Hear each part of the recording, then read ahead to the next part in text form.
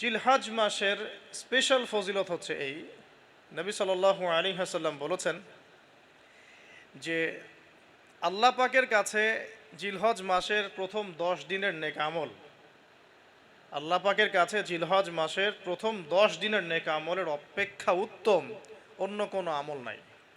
সাহাবীরা প্রশ্ন করলেন যে ওয়ালাল জিহাদু ফি সাবিলিল্লাহ ইয়া রাসূলুল্লাহ, আল্লাহর রাস্তায় জিহাদও কি নয়? নবী সাল্লাল্লাহু আলাইহি ওয়াসাল্লাম বলছেন ওয়ালাল জিহাদু ফি সাবিলিল্লাহ, এমন কি আল্লাহর পথে জিহাদও নয়। তবে সেই ব্যক্তির কথা ভিন্ন যে ব্যক্তি তার মাল এবং তার নফস নিয়ে বের হয়ে গেছে কিন্তু এটা কোনো কিছু নিয়েই ফেরত আসে নাই, মানে সে শহীদ হয়ে গেছে, সেই ব্যক্তির কথা ভিন্ন। বাকি এই 10 দিনের নেকা আমল আল্লাহ পাকের কাছে অন্য সমস্ত নেকা আমল চাইতে শ্রেষ্ঠ এবং উত্তম। আল্লাহ পাক সূরা ফজরের মধ্যে এই 10 দিনের কথা বলেছেন, ওয়াল ফজরি মানে প্রভাতের কসম বা ফজরের কসম, ওয়ালায়ালিন আশর এবং 10 রাতের কসম। এই ওয়ালায়ালিন আশর 10 রাত বলতে মুফাসসিরিনে কেরাম এই জিলহজের প্রথম 10 দিনকে বোঝান, এই 10 রাতকে বোঝান। আবার সূরা ওয়াস-সামাই যাতিল বুরুজ, আমরা সূরা বুরুজ পড়ি, ওয়াল ইয়াউমিল মাউউদ ওয়া শাহিদি ওয়া মাশহুদ, এখানে শাহিদ বলতে আরাফার দিনকে বোঝানো হয়, ওয়া মাশহুদ বলতে জুমার দিনকে বোঝানো হয়।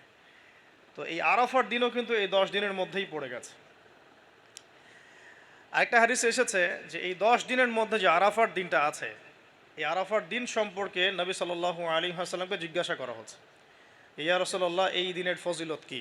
নবী করিম সাল্লাল্লাহু আলাইহি ওয়াসাল্লাম বলছেন আহতাসিবু আলাল্লাহ, আমি আল্লাহর কাছে আশা করি যে এই দিন মানে আরাফার দিনের সিয়াম রোজা, এটা কি হবে, কাফারা মানে মাফের কারণ হবে, গুনাহ মাফের মোচনের কারণ হবে, সানাতাল্লাতি ক্বাবলা ওয়া সানাতাল্লাতি বা'দা, মানে বিগত 1 বছরের আগামী 1 বছরের 2 বছরের গুনাহ মাফের কারণ হবে একটা রোজা আরাফার সওম। মাশাআল্লাহ, সুবহানাল্লাহ। তো এই 10 দিন এর মধ্যেও পড়ে গেছে আবার হজ, এই 10 দিনের মধ্যেই পড়ে গেছে কি হজ, হজও এর মধ্যে, আবার কুরবানি নাহার এটাও এর মধ্যে। তার মানে এমনি নর্মাল ইবাদত, নর্মাল বলতে আমরা গতানুগতিক যে ইবাদত করি, সালাত, সিয়াম, সাদাকা, হজ, আবার কুরবানি, আবার আরাফার দিন, সব কিছু মিলে এই 10 দিন বা 10 রাত একসাথে। তাহলে এখান থেকে বুঝতে পারছি যে এর গুরুত্ব কতটুকু। এখন প্রশ্ন হচ্ছে আমরা এই 10টা দিন কিভাবে কাটালে পরে একটা ইফেক্টিভ 10 ডেজ কাটাতে পারবো জিলহজ মাসের। তা আমি কয়েকটা পয়েন্ট আপনাদের সাথে শেয়ার করি, আল্লাহ পাক আমরা সবাইকে আমল করার তৌফিক দান করুন। প্রথম যে বিষয়টা খেয়াল রাখতে হবে সেটা হলো নিয়াত বিশুদ্ধ করতে হবে। প্রতিটা হাদিস গ্রন্থের একটা মৌলিক হাদিস হলো ইন্নামাল আমালু বিন্নিয়াত, আরেকটা হাদিস হচ্ছে ইন্নামাল আমালু বিল খাওয়াতিম। আমল ডিপেন্ড করে নিয়াতের উপরে এবং আমল ডিপেন্ড করে শেষ পরিণতির উপরে। মানে একজন মানুষ ভালো পথে চলছে, চলতে চলতে খারাপ হয়ে গেল, ওই অবস্থায় মৌত হলো, তার পরিণতি ভালো হলো না। একজন মানুষ খারাপ পথে চলছে, তওবা করে ফিরে আসলো, এসে ভালো পথে চলা শুরু করে এখানে মৃত্যুবরণ করলো, তার পরিণতি ভালো হবে। ইন্নামাল আমালু বিল খাওয়াতিম, আমল শেষের উপর নির্ভর করে, আর আমরা তো জানি না যে কার শেষ কখন। এই কারণে সবসময় আমলে ব্যস্ত থাকা উচিত। আল্লাহ পাক তৌফিক দান করুন। আল্লামা তাকি উসমানী দামাত বরাকাতহু তার উস্তাদ তাকে বলতেন, তিনি তার কিতাবে লিখেছেন যে আমার উস্তাদ আমাকে বলতেন, আমার শাইখ আমাকে বলতেন যে প্রতিদিন দেহের যেমন খোরাক আছে ঠিক তেমনি প্রতিদিন আত্মার খোরাক জোগাড় করো। প্রতিদিন দেহের খোরাকের জন্য আমরা 5 বার 3 বার 4 বার খাওয়া দাওয়া করি, নাস্তা খাই, সব মিলে 4-5 বার খাওয়া দাওয়া করি, পানি পান করি, ভিটামিন নেই, প্রোটিন নেই, কার্বোহাইড্রেট নেই, মিনারেলস নেই, তাই না? দুধ খাই, কত কি খাই। তো এগুলো দেহের খাবার, অনেকের সাথে আবার হারামও কিছু খাবার খায়। আর রুহের খাবার, প্রতিদিন রুহের খাবার জোগাড় করো। তিনি বলছেন এভাবে যে অন্তত একটা সময় নামাজের পরে, হক ফজরের পরে বা মাগরিবের পরে বা আসরের পরে কিছুক্ষণ ধীর স্থিরভাবে নীরবে বসে থাকো, আল্লাহর জিকির করতে থাকো, কোরআন তেলাওয়াত করতে থাকো, তাসবিহ তাহলিল করতে থাকো, আল্লাহর কাছে দোয়া করতে থাকো, হোক শেষ রাতে বা ফজরের পর বা মাগরিবের পর বা এশার পর, আপনার সুবিধা মতো সময়। ফজরের পর করতে পারলে বেশি ভালো হয়, শেষ রাত্রে করতে পারলে বেশি ভালো হয়। তো তার উস্তাদ তাকে বলতেন এটা হলো আত্মার খোরাক, এর মধ্য দিয়ে আমরা আত্মার খাবার পাই। আত্মা অসুস্থ হয়ে গেলে দেহ সুস্থ থাকে না। আমাদের সমাজে আমরা যারা চলাফেরা করছি আমাদের বেশিরভাগের প্রবলেম একটা, আমাদের আত্মাগুলো দূষিত। এখন আত্মাগুলো দূষিত, এটা আমি 100% গ্যারেন্টি দিয়ে বলতে পারি। আত্মা দূষিত না হলে আমাদের চোখের হেফাজত করা সহজ হতো। আত্মা দূষিত না হলে আমাদেরকে সলাতে আসতে এত বেগ পেতে হতো না। আত্মা দূষিত না হলে সদাকা জাকাত দিতে মনের মধ্যে এত কণ্ঠতা, কি বলবো, এত মানে কনজাস্টেড ভাবনা চিন্তা আসতো না। আত্মা দূষিত না হলে কিন্তু আমরা আল্লাহ পাকের বিধান পালনে এত যুক্তি বিজ্ঞান দর্শন খুঁজতাম না। মানে আমাদের আত্মা কিন্তু অলরেডি করাপ্টেড। তো এটা নিজের বিবেকের সাথে প্রশ্ন করলেই পাওয়া যাবে আয়নার সামনে দাঁড়ালে। তো এই আত্মা এখন বিশুদ্ধ করার জন্য আল্লাহ পাকে মৌসুমগুলো দিয়েছে। এই 10 দিন আমরা প্রথম যে কাজটা করতে পারি সেটা হলো নিয়াতটা বিশুদ্ধ করা আগে, যে আমি প্রত্যেকটা কাজ আল্লাহ পাকে সন্তুষ্টির জন্য করছি। এর আগে যারা দিনের পথে চলেছেন, কাজ করেছেন, শ্রম দিয়েছেন, দায়ী ছিলেন, মুহাদ্দিস, মুফতি, মুজাহিদ তারা ছিলেন, তারা একটা বিষয়ে খুব খেয়াল রাখতেন। অনেকগুলো কিতাব পড়াশোনা করে এই জিনিসটা আমি পেয়েছি, অনেকগুলো কিতাবই আছে, যে তারা যে কোনো কাজ করার আগে একটু ধীরস্থিরভাবে বসতেন বা 1 মিনিট একটু চিন্তা করতেন, আগে নিয়াতটা খালাস করতেন, আমি এই কাজটা আল্লাহর জন্য করছি। আমরা ব্যস্ততার সাথে অনেক সময় চলাফেরা করে এই নিয়াতটা খালাস করার সময় পাই না। তো আগেকার যারা বড় বড় বুজুর্গ ছিলেন তারা নিয়াতটা আগে খালাস করে নিতেন, এই কাজটা আমি আল্লাহর জন্য করছি, তারপরে কথা বলা শুরু করতেন, তারপরে নামাজে দাঁড়াতেন, তারপরে সাদাকা করতেন, তারপরে দার্স দিতেন। মানে আগে একটু চুপ করে বসে থাকতেন যে আমি কাজটা আল্লাহর জন্য করছি। তো আমরা একটু এই যে 2-3 দিন হাতে আছে আমাদের, নিয়াতটা আগে বিশুদ্ধ করব, যে আমি যে আমলই করব, সেটা নামাজ হোক, রোজা হোক, হজ হোক, জাকাত হোক, কোরবানি যাই হোক, শুধু আল্লাহর জন্য করব, শুধু আল্লাহর জন্য, শুধু আল্লাহর জন্য, শুধু আল্লাহকে রাজি খুশি করার জন্যেই সব করতে হবে। এটাই হলো আপনার বিশুদ্ধ নিয়াত। এরপরে এই 10 দিনের মূল কাজ হবে তওবা করা। এই 10 দিন বেশি বেশি আল্লাহর কাছে তওবা ইস্তেগফার করতে হবে, কারণ এই 10 দিনে হজ আছে। আর হজের সময় আরাফার মাঠে যে হাজিরা অবস্থান করেন, বলা হচ্ছে যে আরাফার মাঠে কোনো হাজি যদি 1 মিনিটও অবস্থান করে তার হজ হয়ে গেছে। এত গুরুত্বপূর্ণ। দেখেন, এখন যদি আরাফার মাঠে গিয়ে আমি 6 মাস বসে থাকি, ওই ফজিলত পাবো না যা ওই সময় পাবো। এটা আল্লাহর হুকুম, আল্লাহর হুকুমের এহমিয়ত এটা। এখন যদি আমি আপনি আরাফার মাঠে বসে থাকি সারাদিন সারা রাত, ওই ফজিলত পাবো না যেটা হজের সময় পাওয়া যাচ্ছে। হজের মাঠে, আরাফার মাঠে যত হাজিরা আসবেন, লক্ষ লক্ষ হাজি, তাদেরকে উদ্দেশ্য করে আল্লাহ পাক বলেন, ফেরেশতাদেরকে বলেন, দেখো আমার বান্দারা কি চায়, দেখো ওরা উস্কো খুস্কো চুল নিয়ে এসেছে। আরেকটা জায়গা আছে যে ওই দিন আল্লাহ রাব্বুল আলামিন এত অধিক সংখ্যক বান্দাকে জাহান্নাম থেকে মুক্তি দেন যেটা আর কখনো দেন না, এবং ওই দিন শয়তান নিরাশ হয়ে পড়ে। তাহলে এই 10 দিনে আমরা যারা যেতে পারছি না হজে, আমাদের কাজটা তাদের সাথে একাত্মতা পোষণ করে তওবা করতে থাকে। মানে ইউনিটিটা কেন? যেমন ধরুন, একটা হাদিস বলি, জিলহজ মাসের চাঁদ ওঠার আগেই যারা কুরবানি করতে সক্ষম, আমরা যারা কুরবানি করতে চাই, তাদেরকে নখ, চুল এগুলো কাটতে নিষেধ করা হয়, তাই না? চাঁদ উঠে গেলে নখ, চুল এগুলো কাটতে নিষেধ করা হয়, এটা হাদিসেই আছে। আর এর আগে কেটে ফেলতে বলা হয়, যে নখটা আগে কেটে ফেলেন, চুলটা আগে কেটে ফেলেন, দাড়ি আবার কাটতে যায় না, নখ আর চুল। তাতে কি হবে, আমরাও একটা, ওই যে যারা আমরা মানে হজ করতে যেতে পারি নাই, তাদের সাথে আমাদের একটা একাত্মতা হলো, কিন্তু তারাও যেমন এগুলোকে স্যাক্রিফাইস করলেন, আমরা আমাদের জায়গা থেকে স্যাক্রিফাইস করলাম এবং এই নেকিটা পেলাম, একটা কুরবানি নেকি পেয়ে গেলাম ইনশাআল্লাহ। কিন্তু আমরা কিন্তু ওখানে গিয়ে কুরবানি করতে পারি নাই, তাহলে সারা মুসলিম বিশ্বের সাথে একটা একাত্মতা পোষণ করা হলো, ইউনিটি দেখা হচ্ছে এখানে। তো এই জিনিসটাই ওখানে তারা তওবা করেন, আমরা এই সারা এই 10টা দিন 10টা রাত তওবা ইস্তেগফার করতে থাকবো। আল্লাহ পাক তৌফিক দান করেন। আমি কমপক্ষে দিনে 100 বার আস্তাগফিরুল্লাহ ওয়া আতুবু ইলাইহি, এটা বলা উচিত। এরপর একটা বললাম নিয়াত, এরপরে তওবা। এরপরের কাজটা হচ্ছে, বলে ফেলেছি অলরেডি, যে আমাদের চুল নখ যেগুলো আছে এই 2-3 দিনের মধ্যে কেটে ফেলবেন। আগামী সোমবারে কিন্তু শুরু হচ্ছে আমাদের, তাই না? আগামী সোমবারে প্রথম জিলহজ শুরু হচ্ছে আর কি। তাহলে যদি সওম রাখতে চান তাহলে রবিবার রাতে সাহারি খেতে হবে। তো চুল নখ এগুলো যা যা আছে অন্য জায়গার পশম, এগুলো উঠিয়ে ফেলতে হবে, কামিয়ে ফেলতে হবে। ইনশাআল্লাহ একটা কুরবানির নেকি পাওয়া যাবে ইনশাআল্লাহ, অল্প একটু আমল করবে। আর 4 নাম্বার কাজটা হচ্ছে, এই 10টা দিন একটা ট্রেনিং সেশনের মতো নিয়ে নেই 10 দিন 5 ওয়াক্ত নামাজটা জামাতে পড়ার চেষ্টা করি ইনশাআল্লাহ। আর যদি কোনো কারণে মিস হয়েও যায়, বাসায় টাইম টু দ্য টাইম পড়তে, অন দ্য টাইম পড়তে হবে, একদম টাইমের মধ্যে, ওয়াক্তের মধ্যে। কোনো কারণে মিস হতে পারে, স্বাভাবিক, মানুষ বিভিন্ন সফরে থাকতে পারেন, প্রতিবন্ধকতা থাকতে পারে, কিন্তু বাসায় পড়লেও ওয়াক্ত মতো পড়ে ফেলতে হবে। মানে এই 10 দিন ট্রেনিং হবে নামাজের, কারণ এই 10 দিনের যে আমলগুলো, এর মধ্যে কিন্তু নামাজ অন্যতম একটা গুরুত্বপূর্ণ আমল। দেখুন,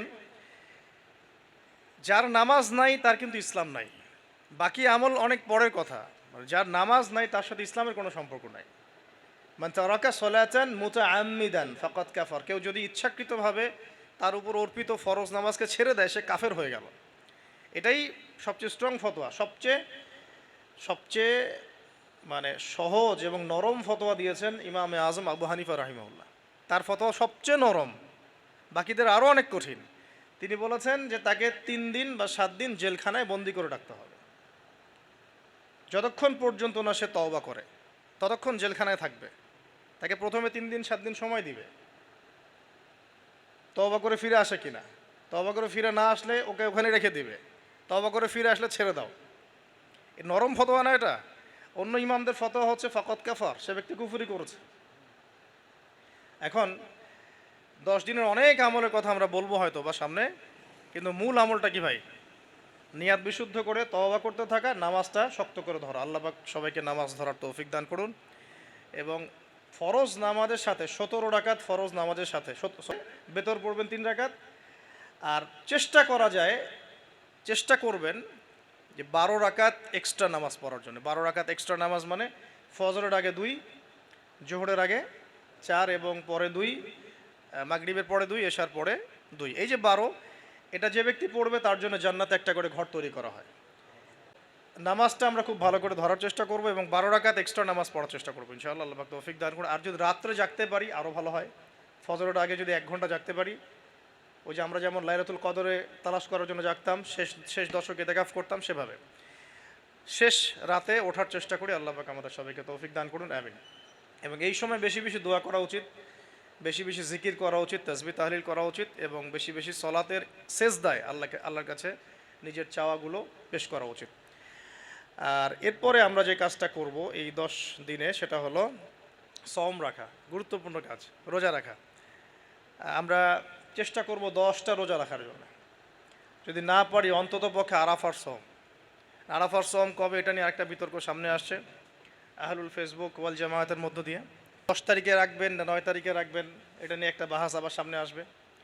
তা আমি আমার পক্ষ থেকে আপনাদেরকে একটা সলিউশন দেই যে আরাফার সওম 9 তারিখ, ঠিক আছে? আরাফার মাঠে যেদিন হাজিরা থাকবেন, অনেক কনফিউশন দেখতে পারেন, আপনি 2 দিনই রেখে দিবেন, ঝামেলা শেষ। কোনো সমস্যা, একটা রোজা রাখলে কি এমন হবে? আরও ভালো। আমরা তো ইয়াং, আমরা রাখতে পারবো না ইনশাল্লাহ, না খেয়েও রাখতে পারবো ইনশাল্লাহ। পানি যদি নাও খেতে পারেন, 1 ঢোক পানি খেয়েছেন সাহারিতে, ওটা দিয়ে রোজা রাখা যাবে না ইনশাল্লাহ? তো আমরা পারবো। আমাদের মনের মধ্যে শয়তান কিছু দুর্বলতা সৃষ্টি করে, আল্লাহর পথে বেরিয়ে গেলেই দেখবেন শক্তি আল্লাহর পক্ষ থেকে আসছে। অনেক সময় অলসতা আসতে পারে, যে মনে হয় পারছি না, মনে হয় পারবো না, এইটা যখন নেমে যাবেন দেখবেন পারছেন ইনশাআল্লাহ। তো আমরা সহজ সমাধানে যাই, 2টা রোজে রাখবো ইনশাআল্লাহ, ঠিক আছে? কি হবে তাহলে? আগের 1 বছর, পরের 1 বছর, 2 বছরের গুনাহ মাফ হবে ইনশাআল্লাহ, ঠিক আছে? তো এখন আমরা আরাফার সওম তো আসতে দেরি আছে, আমরা এই 10 দিন যতগুলো করে সম্ভব রোজা রাখার চেষ্টা করি।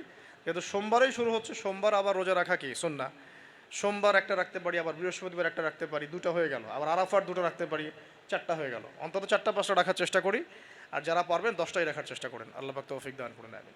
জিলহজ মাসের স্পেশাল ফজিলত হচ্ছে এই, নবী সাল্লাল্লাহু আলাইহি ওয়াসাল্লাম বলেছেন যে আল্লাহ পাকের কাছে জিলহজ মাসের প্রথম 10 দিনের নেক আমল, আল্লাহ পাকের কাছে জিলহজ মাসের প্রথম 10 দিনের নেক আমলের অপেক্ষা উত্তম অন্য কোনো আমল নাই।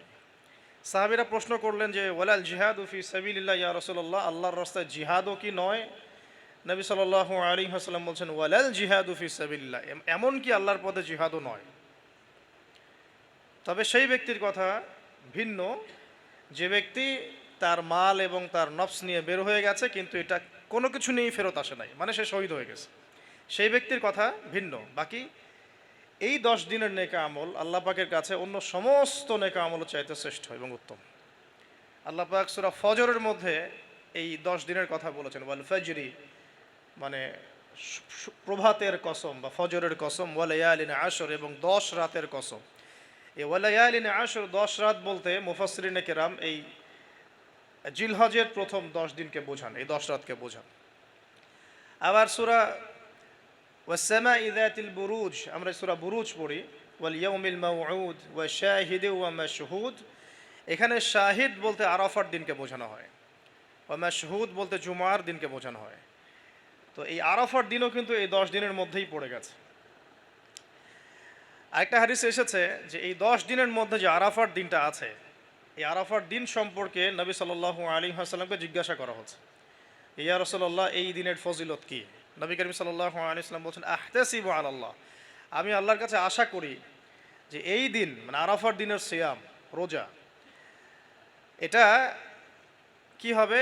কাফারা, মানে মাফের কারণ হবে, গুনাহ মাফের মোচনের কারণ হবে, সানাতাল্লাতি ক্বাবলা ওয়া সানাতাল্লাতি বাদা, মানে বিগত 1 বছরের, আগামী 1 বছরের, 2 বছরের গুনাহ মাফের কারণ হবে একটা রোজা, আরাফার সওম। মাশাআল্লাহ, সুবহানাল্লাহ। তো এই 10 দিন এর মধ্যেও পড়ে গেছে আবার হজ, এই 10 দিনের মধ্যেই পড়ে গেছে কি? হজ, হজও এর মধ্যে, আবার কুরবানি, নাহার, এটাও এর মধ্যে। তার মানে এমনি নর্মাল ইবাদত, নর্মাল বলতে আমরা গতানুগতিক যে ইবাদত করি, সালাত, সিয়াম, সাদাকা, হজ, আবার কোরবানি, আবার আরাফার দিন, সব কিছু মিলে এই 10 দিন বা 10 রাত একসাথে। তাহলে এখান থেকে বুঝতে পারছি যে এর গুরুত্ব কতটুকু। এখন প্রশ্ন হচ্ছে, আমরা এই 10টা দিন কিভাবে কাটালে পরে একটা ইফেক্টিভ 10 ডেজ কাটাতে পারবো জিলহজ মাসের। তা আমি কয়েকটা পয়েন্ট আপনাদের সাথে শেয়ার করি, আল্লাহ পাক আমরা সবাইকে আমল করার তৌফিক দান করুন। প্রথম যে বিষয়টা খেয়াল রাখতে হবে সেটা হলো নিয়াত বিশুদ্ধ করতে হবে। প্রতিটা হাদিস গ্রন্থের একটা মৌলিক হাদিস হলো ইন্নামাল আমালু বিন্নিয়াত, আর একটা হাদিস হচ্ছে ইন্নামাল আমালু বিল খাওয়াতিম। আমল ডিপেন্ড করে নিয়াতের উপরে, এবং আমল ডিপেন্ড করে শেষ পরিণতির উপরে। মানে একজন মানুষ ভালো পথে চলছে, চলতে চলতে খারাপ হয়ে গেল, ওই অবস্থায় মৌত হলো, তার পরিণতি ভালো হলো না। একজন মানুষ খারাপ পথে চলছে, তওবা করে ফিরে আসলো, এসে ভালো পথে চলা শুরু করে এখানে মৃত্যুবরণ করলো, তার পরিণতি ভালো হবে। ইন্নামাল আমালু বিল খাওয়াতিম, আমল শেষের উপর নির্ভর করে, আর আমরা তো জানি না যে কার শেষ কখন। এই কারণে সবসময় আমলে ব্যস্ত থাকা উচিত। আল্লাহ পাক তৌফিক দান করুন। আল্লামা তাকি উসমানী দামাত বারাকাতহু, তার উস্তাদ তাকে বলতেন, তিনি তার কিতাবে লিখেছেন যে আমার উস্তাদ আমাকে বলতেন, আমার শাইখ আমাকে বলতেন যে প্রতিদিন দেহের যেমন খোরাক আছে, ঠিক তেমনি প্রতিদিন আত্মার খোরাক জোগাড় করো। প্রতিদিন দেহের খোরাকের জন্য আমরা 5 বার 3 বার 4 বার খাওয়া দাওয়া করি, নাস্তা খাই, সব মিলে 4-5 বার খাওয়া দাওয়া করি, পানি পান করি, ভিটামিন নেই, প্রোটিন নেই, কার্বোহাইড্রেট নেই, মিনারেলস নেই, তাই না? দুধ খাই, কত কি খাই। তো এগুলো দেহের খাবার, অনেকের সাথে আবার হারামও কিছু খাবার খায়। আর রুহের খাবার, প্রতিদিন রুহের খাবার জোগাড় করো। তিনি বলছেন এভাবে যে অন্তত একটা সময় নামাজের পরে, হক ফজরের পরে বা মাগরিবের পরে বা আসরের পরে কিছুক্ষণ ধীর স্থিরভাবে নীরবে বসে থাকো, আল্লাহর জিকির করতে থাকো, কোরআন তেলাওয়াত করতে থাকো, তাসবিহ তাহলিল করতে থাকো, আল্লাহর কাছে দোয়া করতে থাকো, হোক শেষ রাতে বা ফজরের পর বা মাগরিবের পর বা এশার পর, আপনার সুবিধা মতো সময়। ফজরের পর করতে পারলে বেশি ভালো হয়, শেষ রাত্রে করতে পারলে বেশি ভালো হয়। তো তার উস্তাদ তাকে বলতেন এটা হলো আত্মার খোরাক, এর মধ্য দিয়ে আমরা আত্মার খাবার পাই। আত্মা অসুস্থ হয়ে গেলে দেহ সুস্থ থাকে না।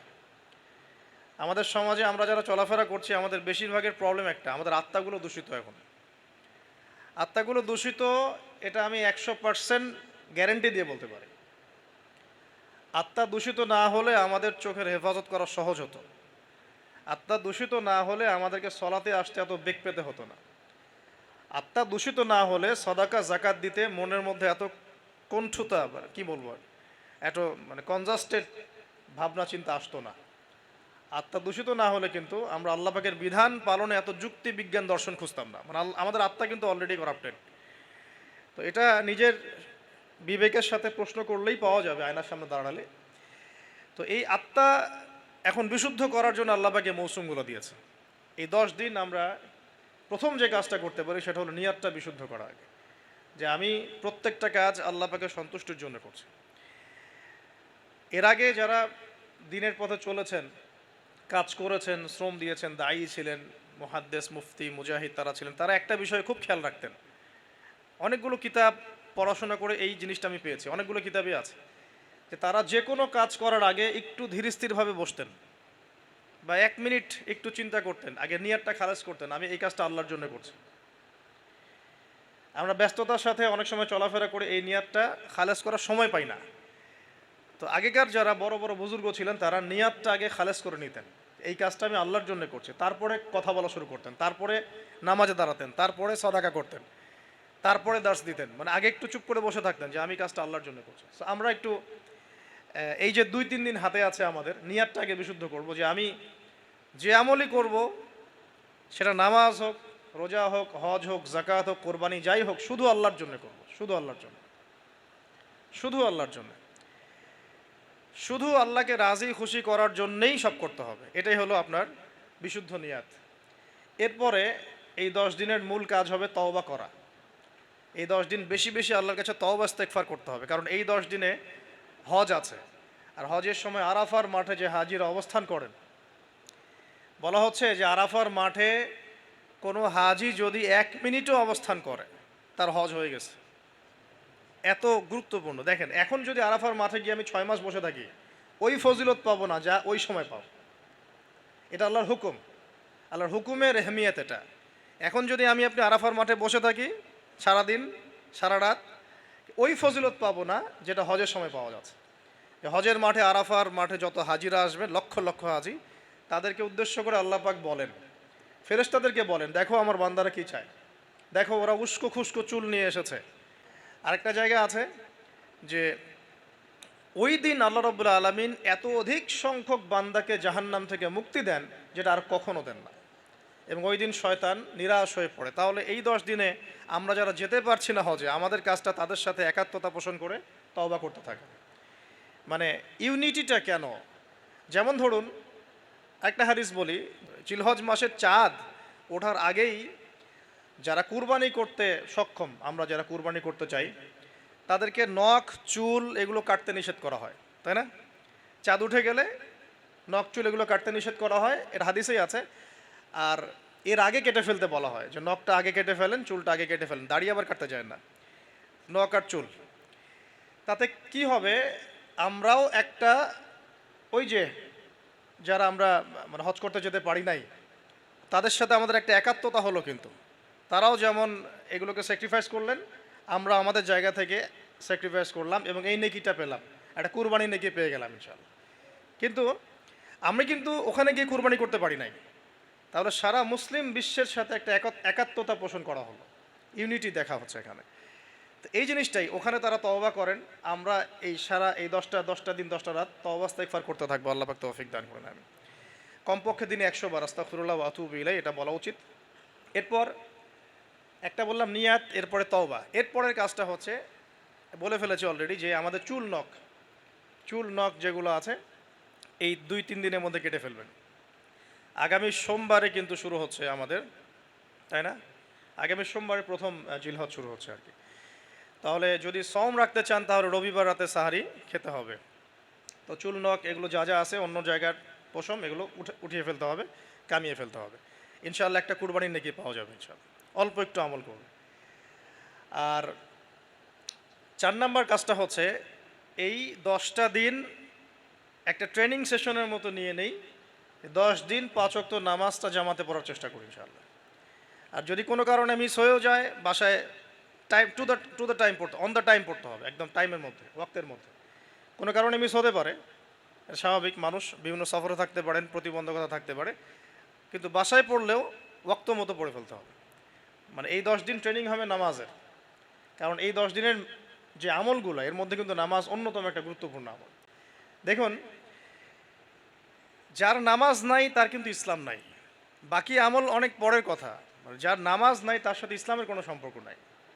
মান তারাকা সলাতান মুতাআম্মিদান ফাকাদ কাফার, কেউ যদি ইচ্ছাকৃতভাবে তার উপর অর্পিত ফরজ নামাজকে ছেড়ে দেয়, সে কাফের হয়ে গেল। এটাই সবচেয়ে স্ট্রং ফতোয়া, সবচেয়ে মানে সহজ এবং নরম ফতোয়া দিয়েছেন ইমামে আজম আবু হানিফা রাহিমাহুল্লাহ। তার ফতোয়া সবচেয়ে নরম, বাকিদের আরও অনেক কঠিন। তিনি বলেছেন যে তাকে 3 দিন বা 7 দিন জেলখানায় বন্দি করে রাখতে হবে। যতক্ষণ পর্যন্ত না সে তওবা করে ততক্ষণ জেলখানায় থাকবে।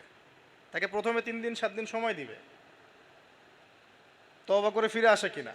তওবা করে ফিরে না আসলে ওকে ওখানে রেখে দিবে। তওবা করে ফিরে আসলে ছেড়ে দাও। এই নরম ফতোয়া না এটা। অন্য ইমামদের ফতোয়া হচ্ছে ফাকাত কাফার, সে ব্যক্তি কুফরি করেছে। এখন 10 দিনের অনেক আমলের কথা আমরা বলবো হয়তো বা সামনে, কিন্তু মূল আমলটা কি ভাই? নিয়াত বিশুদ্ধ করে তওবা করতে থাকা, নামাজটা শক্ত করে ধরা। আল্লাহ পাক সবাইকে নামাজ ধরার তৌফিক দান করুন। এবং ফরজ নামাজের সাথে 17 রাকাত ফরজ নামাজের সাথে বেতর পড়বেন 3 রাকাত। আর চেষ্টা করবেন যে 12 রাকাত এক্সট্রা নামাজ পড়ার জন্য। 12 রাকাত এক্সট্রা নামাজ মানে ফজরের আগে 2, জোহরের আগে 4 এবং পরে 2, মাগরিবের পরে 2, এশার পরে 2। এই যে 12, এটা যে ব্যক্তি পড়বে তার জন্য জান্নাতে একটা করে ঘর তৈরি করা হয়। নামাজটা আমরা খুব ভালো করে ধরার চেষ্টা করব এবং 12 রাকাত এক্সট্রা নামাজ পড়ার চেষ্টা করবো ইনশাআল্লাহ। আল্লাহ পাক তৌফিক দান করুন। আর যদি রাত্রে জাগতে পারি আরও ভালো হয়। ফজরের আগে যদি 1 ঘন্টা জাগতে পারি, ওই যে আমরা যেমন লাইলাতুল কদরে তালাশ করার জন্য জাগতাম, শেষ দশকে ইতিকাফ করতাম, সেভাবে শেষ রাতে ওঠার চেষ্টা করি। আল্লাহ পাক আমাদের সবাইকে তৌফিক দান করুন, আমিন। এবং এই সময় বেশি বেশি দোয়া করা উচিত, বেশি বেশি জিকির করা উচিত, তাসবিহ তাহলিল করা উচিত এবং বেশি বেশি সলাতের সেজদায় আল্লাহর কাছে নিজের চাওয়াগুলো পেশ করা উচিত। আর এরপরে আমরা যে কাজটা করব এই 10 দিনে, সেটা হলো সওম রাখা। গুরুত্বপূর্ণ কাজ, রোজা রাখা। আমরা চেষ্টা করব 10টা রোজা রাখার জন্য। যদি না পারি অন্তত পক্ষে আরাফার সওম।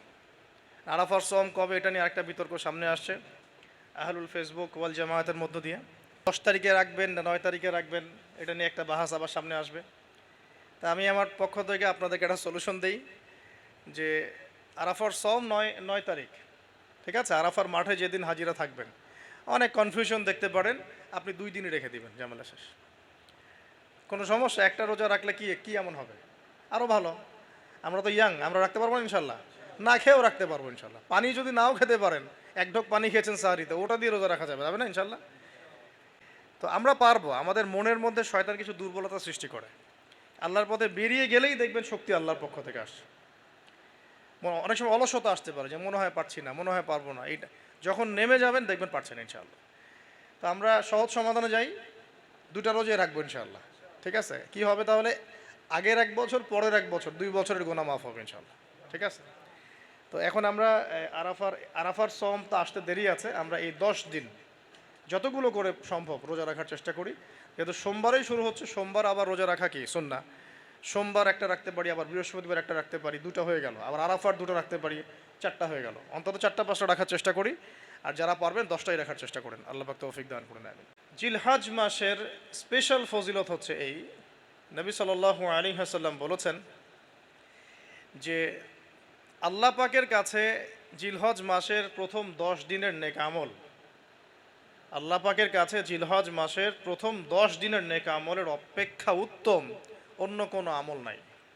সাহাবীরা প্রশ্ন করলেন যে ওয়ালাল জিহাদু ফি সাবিলিল্লাহ ইয়া রাসূলুল্লাহ, আল্লাহর রাস্তায় জিহাদও কি নয়? নবী সাল্লাল্লাহু আলাইহি ওয়াসাল্লাম বলছেন ওয়ালাল জিহাদু ফি সাবিলিল্লাহ, এমন কি আল্লাহর পথে জিহাদও নয়। তবে সেই ব্যক্তির কথা ভিন্ন যে ব্যক্তি তার মাল এবং তার নফস নিয়ে বের হয়ে গেছে, কিন্তু এটা কোনো কিছু নিয়েই ফেরত আসে নাই, মানে সে শহীদ হয়ে গেছে, সেই ব্যক্তির কথা ভিন্ন। বাকি এই 10 দিনের নেকা আমল আল্লাহ পাকের কাছে অন্য সমস্ত নেকা আমল চাইতে শ্রেষ্ঠ এবং উত্তম। আল্লাহ পাক সূরা ফজরের মধ্যে এই 10 দিনের কথা বলেছেন, ওয়াল ফজরি মানে প্রভাতের কসম বা ফজরের কসম, ওয়ালায়ালিন আশর এবং 10 রাতের কসম। এই ওয়ালায়ালিন আশর 10 রাত বলতে মুফাসসিরিনে কেরাম এই জিলহজের প্রথম 10 দিনকে বোঝান, এই 10 রাতকে বোঝান।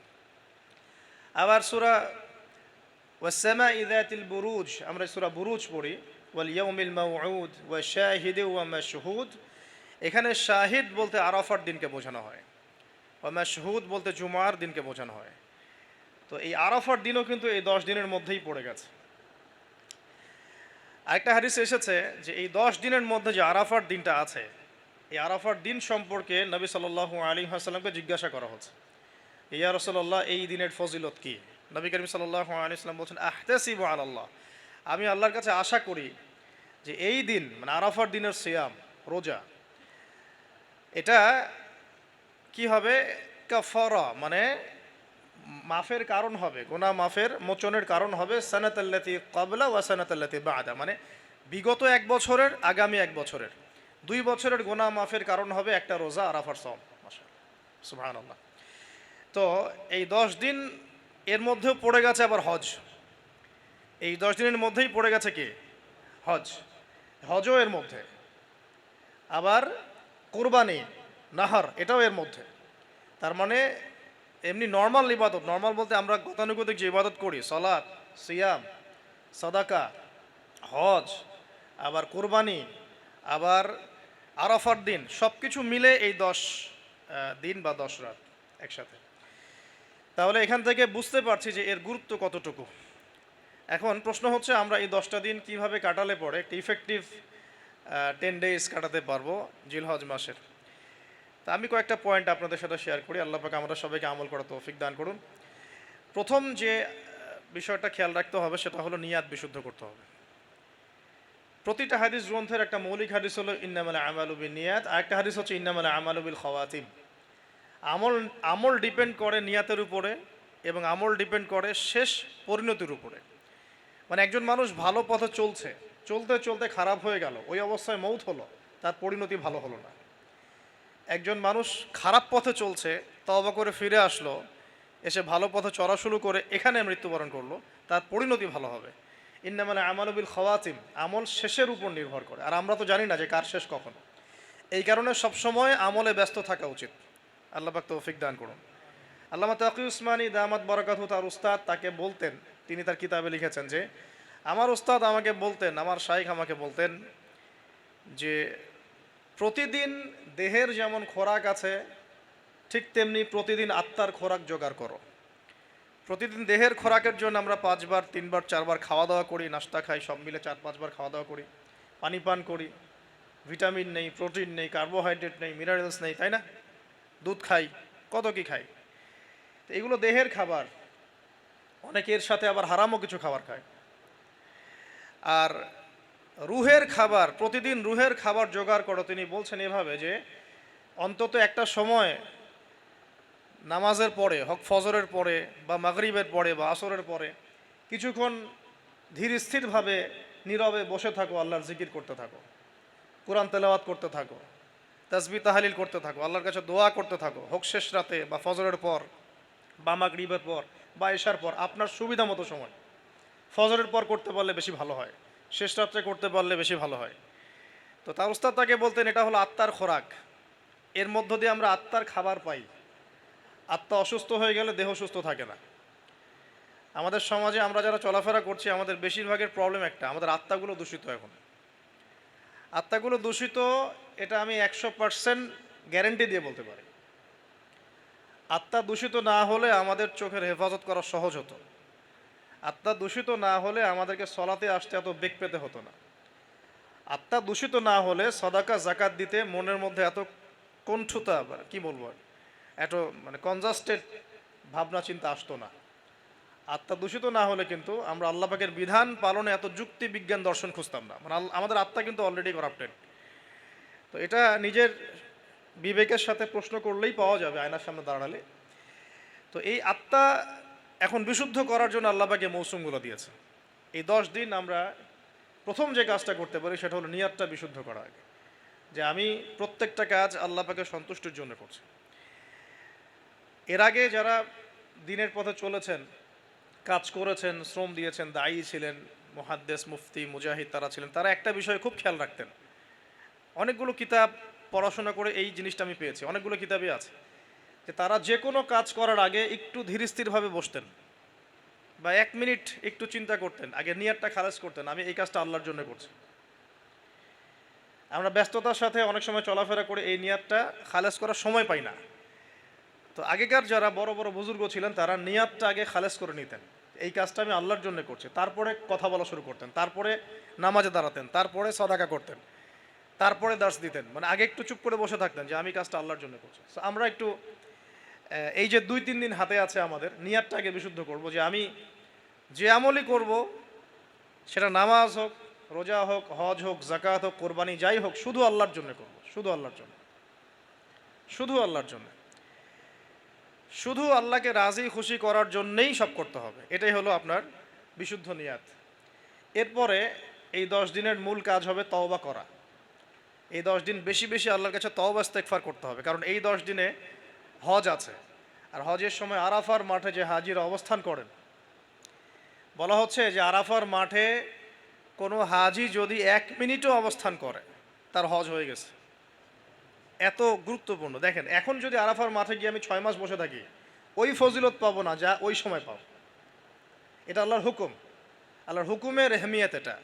এখন যদি আমি আপনি আরাফার মাঠে বসে থাকি সারাদিন সারা রাত, ওই ফজিলত পাবো না যেটা হজের সময় পাওয়া যাচ্ছে।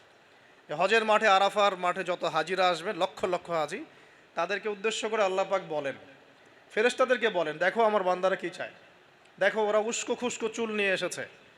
আরেকটা জায়গা আছে যে ওই দিন আল্লাহ রাব্বুল আলামিন এত অধিক সংখ্যক বান্দাকে জাহান্নাম থেকে মুক্তি দেন যেটা আর কখনো দেন না, এবং ওই দিন শয়তান নিরাশ হয়ে পড়ে। তাহলে এই 10 দিনে আমরা যারা যেতে পারছি না হজে, আমাদের কাজটা তাদের সাথে একাত্মতা পোষণ করে তওবা করতে থাকে।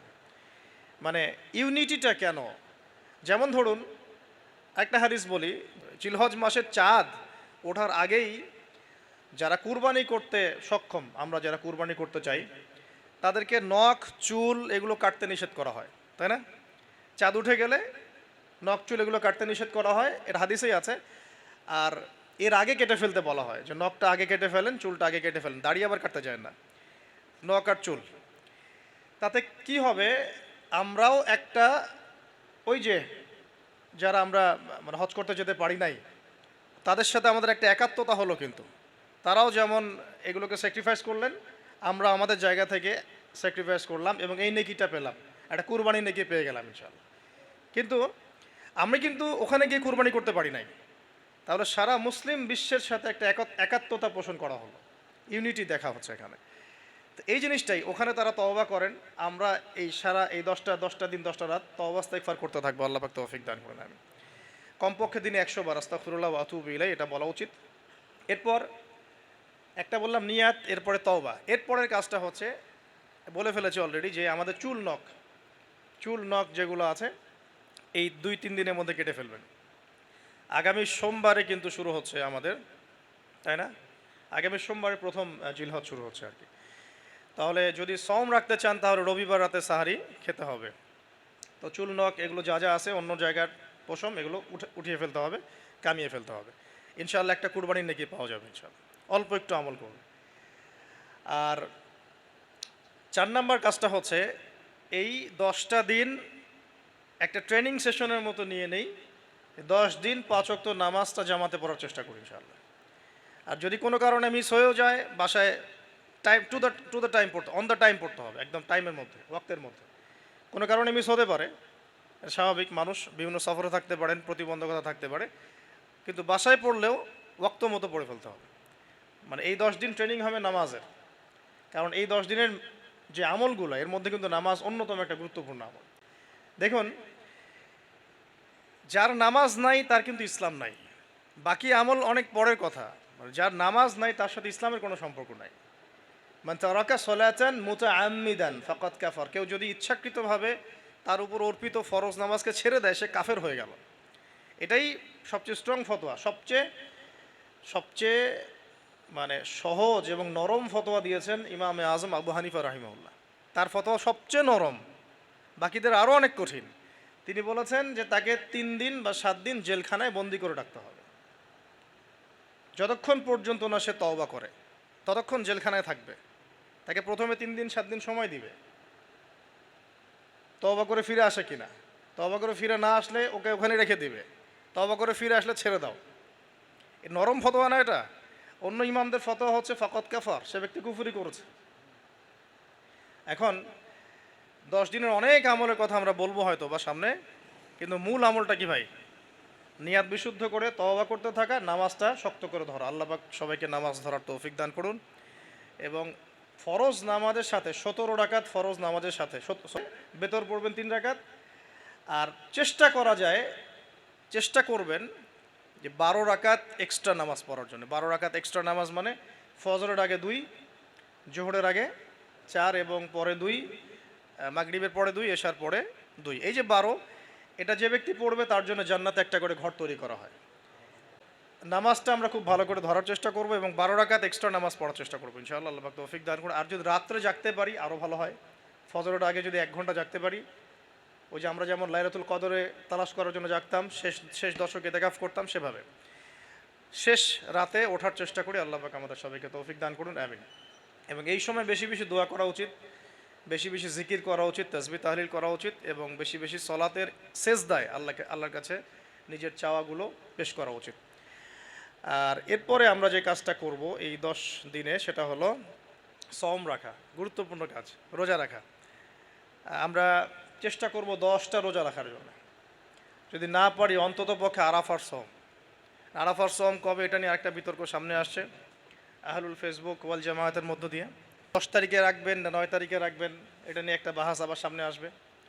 তা আমি আমার পক্ষ থেকে আপনাদেরকে একটা সলিউশন দেই যে আরাফার সওম 9 তারিখ, ঠিক আছে? আরাফার মাঠে যেদিন হাজিরা থাকবেন, অনেক কনফিউশন দেখতে পারেন, আপনি 2 দিনই রেখে দিবেন, ঝামেলা শেষ। কোনো সমস্যা, একটা রোজা রাখলে কি এমন হবে? আরও ভালো। আমরা তো ইয়াং, আমরা রাখতে পারবো না ইনশাল্লাহ, না খেয়েও রাখতে পারবো ইনশাল্লাহ। পানি যদি নাও খেতে পারেন, 1 ঢোক পানি খেয়েছেন সাহারিতে, ওটা দিয়ে রোজা রাখা যাবে না ইনশাল্লাহ? তো আমরা পারবো। আমাদের মনের মধ্যে শয়তান কিছু দুর্বলতা সৃষ্টি করে, আল্লাহর পথে বেরিয়ে গেলেই দেখবেন শক্তি আল্লাহর পক্ষ থেকে আসছে। অনেক সময় অলসতা আসতে পারে, যে মনে হয় পারছি না, মনে হয় পারবো না, এইটা যখন নেমে যাবেন দেখবেন পারছেন ইনশাআল্লাহ। তো আমরা সহজ সমাধানে যাই, 2টা রোজাই রাখবো ইনশাআল্লাহ, ঠিক আছে? কি হবে তাহলে? আগের 1 বছর, পরের 1 বছর, 2 বছরের গুনাহ মাফ হবে ইনশাআল্লাহ, ঠিক আছে? তো এখন আমরা আরাফার সওম তো আসতে দেরি আছে, আমরা এই 10 দিন যতগুলো করে সম্ভব রোজা রাখার চেষ্টা করি। যেহেতু সোমবারেই শুরু হচ্ছে, সোমবার আবার রোজা রাখা কি সুন্নাহ। সোমবার একটা রাখতে পারি, আবার বৃহস্পতিবার একটা রাখতে পারি, 2টা হয়ে গেল। আবার আরাফার 2টা রাখতে পারি, 4টা হয়ে গেল। অন্তত 4টা 5টা রাখার চেষ্টা করি। আর যারা পারবেন 10টাই রাখার চেষ্টা করেন। আল্লাহ পাক তৌফিক দান করুন, আমিন।